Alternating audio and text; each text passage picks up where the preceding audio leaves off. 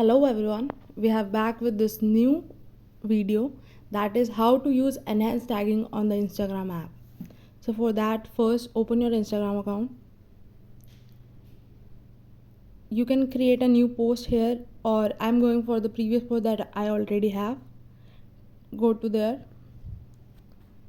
go to the post that you want to tag, tap on the three dots on the top,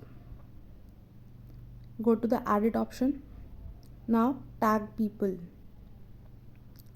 You can tag anyone that you want. I'm tagging account. You can see the profile option, tap on that. Here you can see show profile category, tap on that. Now the category of the page is visible on the tagging option.